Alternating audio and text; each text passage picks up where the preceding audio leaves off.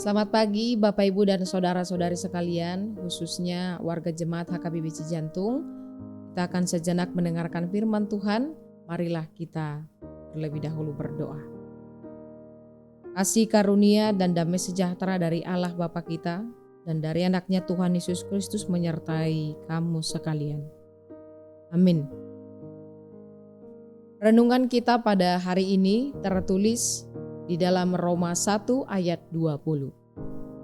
Sebab apa yang tidak nampak daripadanya, yaitu kekuatannya yang kekal dan keilahiannya, dapat nampak kepada pikiran dari karyanya sejak dunia ini diciptakan, sehingga mereka tidak dapat berdalih. Demikian firman Tuhan.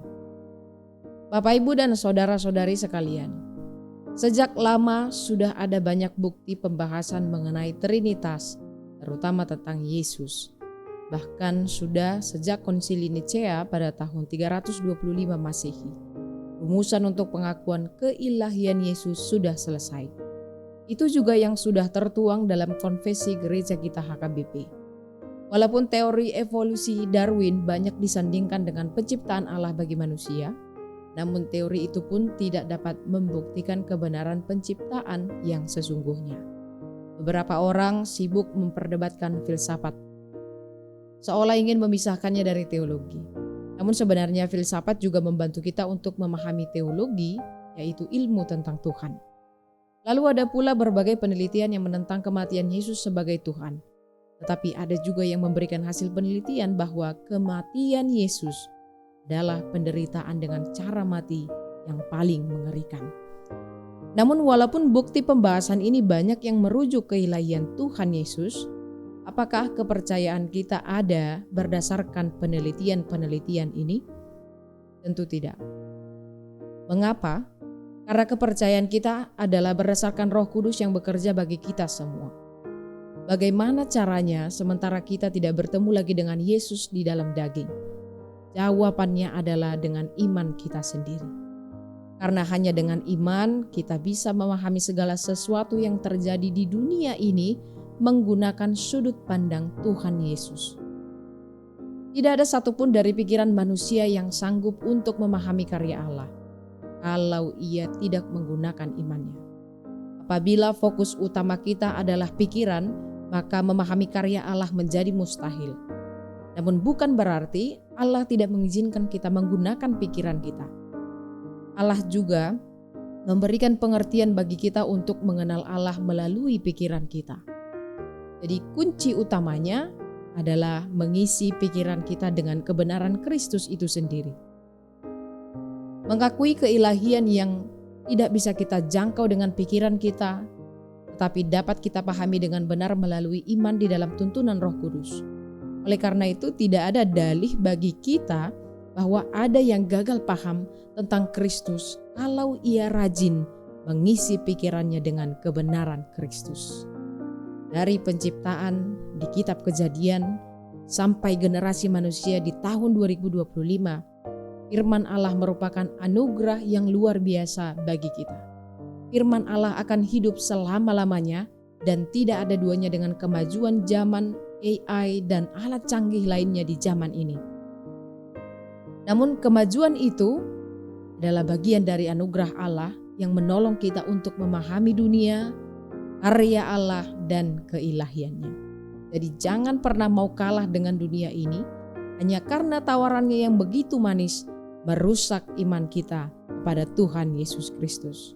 Amin, mari kita berdoa.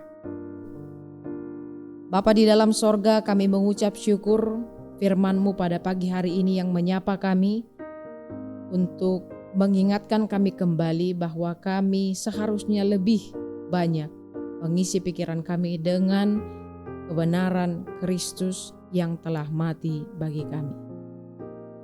Di dalam kehidupan kami sehari-hari, kami tentu diganggu, lalu kami harus menyesuaikan diri dengan dunia ini. Maka tanpa iman kami kepada Tuhan Yesus Kristus, kami tidak akan kuat, kami akan goyah, dan kami tidak akan mampu untuk melawan godaan-godaan dunia ini.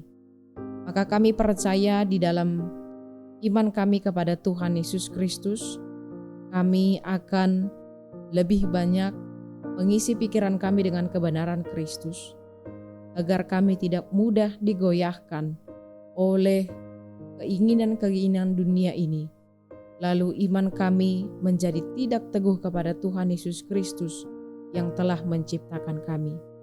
Ajarlah kami ya Tuhan, melalui Roh Kudus-Mu untuk memahami firman-Mu, untuk mengerti karya-Mu, untuk mengerti dan memahami segala sesuatu yang terjadi di sekeliling kami, bahwa Allah ternyata hidup bersama-sama dengan kami, bahwa Allah memperhatikan kami, bahwa Allah juga memberkati segenap kehidupan kami.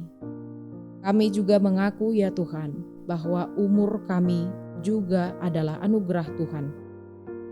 Maka saudara-saudara kami yang berulang tahun hari ini, dan juga yang berulang tahun pernikahan, kami percaya bahwa Tuhan masih mengizinkan mereka hidup di dunia ini. Mereka menikmati berkat Tuhan, mereka menikmati nafas kehidupan yang Kau sediakan bagi mereka. Kami mohon ya Tuhan, agar Engkau masih memberikan umur yang panjang bagi mereka. Kami percaya bahwa Tuhan akan menambahkan berkat yang melimpah di hari-hari esok bagi mereka dan juga keluarga mereka. Kasih Kristus yang akan senantiasa ada di tengah-tengah keluarga mereka, di tengah-tengah kehidupan mereka, dan Roh Kudus-Mu serta kebenaran Kristuslah yang akan menuntun kehidupan mereka selama-lamanya. Bapa di dalam sorga, saudara-saudari kami, apabila mereka dalam keadaan sakit pada saat ini, kami mohon kehadapan-Mu, kiranya Tuhan mau menyembuhkan mereka, karena kesembuhan yang terbaik berasal daripada Tuhan.